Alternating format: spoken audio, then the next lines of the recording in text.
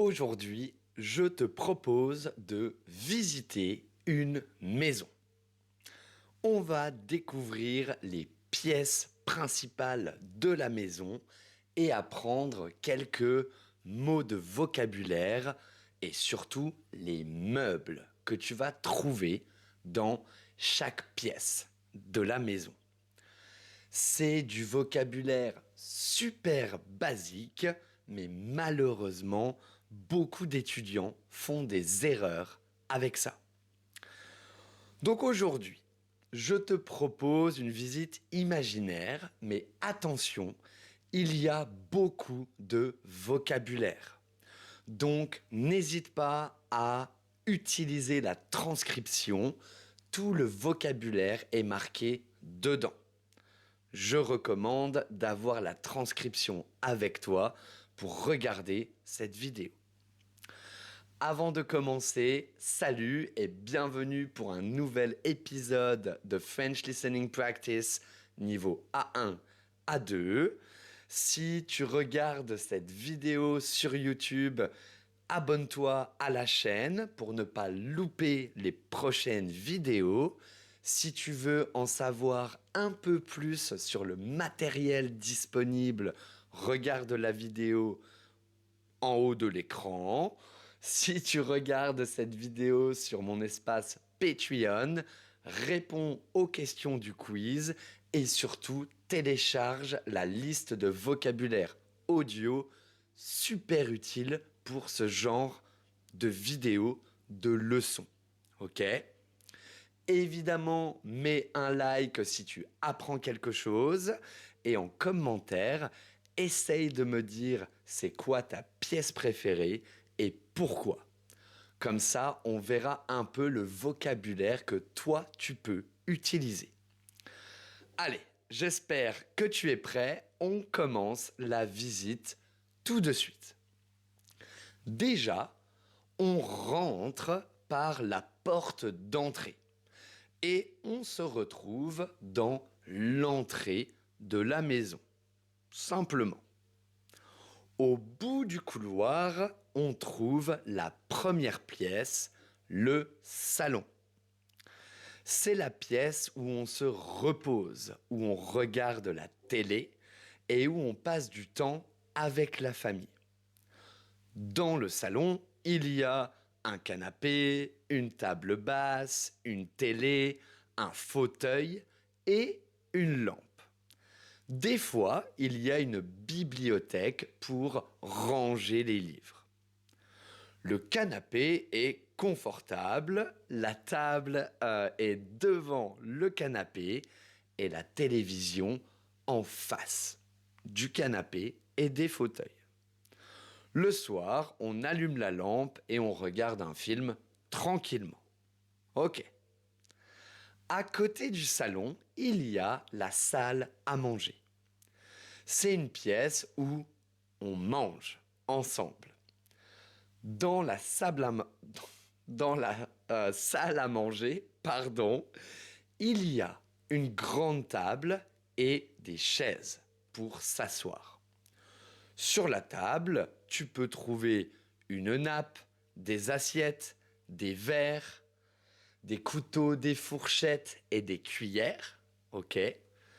Et parfois, il y a aussi une armoire ou alors un buffet pour ranger la vaisselle.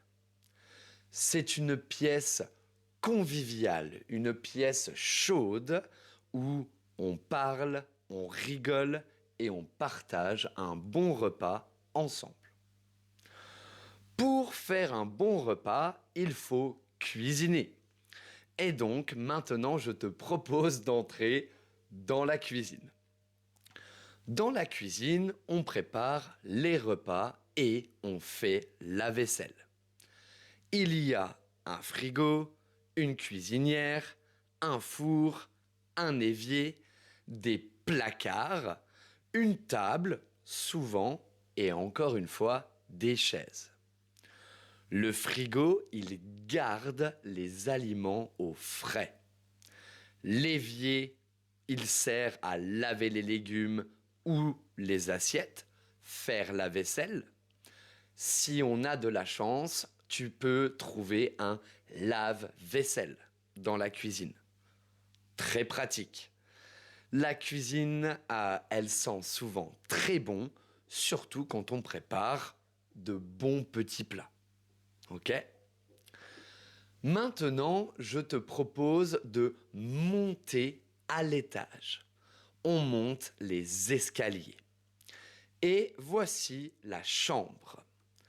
Attention, la chambre, c'est là où on dort. Ok? La traduction avec l'anglais est très mauvaise. C'est donc la pièce où on dort et où on se repose. Dans la chambre, il y a un lit, une armoire, une table de nuit et une lampe. Le lit est grand et confortable et l'armoire, elle sert à ranger les vêtements. Sur la table de nuit, il y a une lampe, un réveil et quelques livres, peut-être. C'est une pièce très calme, tranquille, parfaite pour dormir. Ok? Ensuite, il y a la salle de bain. La salle de bain, dans la salle de bain, on se lave et on se prépare pour la journée ou alors pour aller dormir. Il y a une douche ou une baignoire, un lavabo, un miroir, des serviettes. Le matin, on se brosse les dents devant le miroir. Le soir, on prend une douche avant d'aller dormir. La salle de bain est souvent petite, mais très très utile. À côté de la salle de bain, il y a une pièce très simple, mais indispensable, vraiment, les toilettes. Dans les toilettes, il y a un WC, un lavabo, quelquefois un miroir. Je n'ai pas besoin de t'expliquer ce qu'on fait dans les toilettes. Ok? Si on a de la chance, quelquefois, des fois, on peut trouver un bureau. Dans le bureau, on travaille, on lit, on utilise l'ordinateur. Et dans cette pièce, tu vas trouver un bureau, le meuble cette fois, une chaise, une lampe, des livres, un ordi, etc., etc. Bon, je n'ai pas grand-chose à dire au sujet d'un bureau. C'est plutôt pratique pour étudier et travailler. Maintenant, des pièces un petit peu plus originales, on va dire. On a tout en haut de la maison le grenier. Le grenier est souvent sous le toit. C'est une pièce où on range les vieilles choses, les valises, les jouets d'enfants, les vêtements d'hiver, etc., etc. On peut trouver un peu de tout dans un grenier. Ok? Quand on redescend au rez-de-chaussée de la maison, il y a aussi le garage. Dans le garage, on gare la voiture, les vélos, etc. Des fois, on peut trouver des outils, un congélateur de temps en temps, etc., etc. On trouve un peu de tout dans un garage. Et tout en dessous de la maison, de temps en temps, il y a une cave. La cave, elle est en dessous, sous la maison. On range souvent les bouteilles de vin, les conserves, les vieux meubles et aussi des fois des outils. Parfois, il y a une machine à laver et un sèche-linge. Des fois, c'est aussi au garage. Ok? On n'y va pas souvent à la cave, vraiment, mais c'est très utile pour tout ranger. Ok?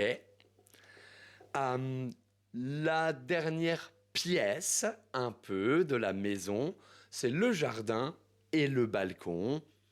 Je n'ai pas besoin d'expliquer grand-chose sur un balcon et un jardin. Ok?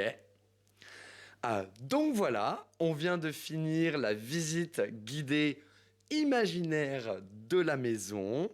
Maintenant, tu connais les principales pièces de la maison et pas mal de meubles quand même.